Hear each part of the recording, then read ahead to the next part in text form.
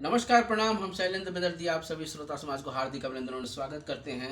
एक नया सॉन्ग आया है पवन सिंह जी का और उस गीत को हम गाने और बजाने का प्रयास करेंगे। अगर अच्छा लगे तो प्लीज़ लाइक कमेंट और शेयर जरूर कीजिएगा। तो आइए इस गीत को हम सुनते हैं। काहे पीछा पड़ल बड़ो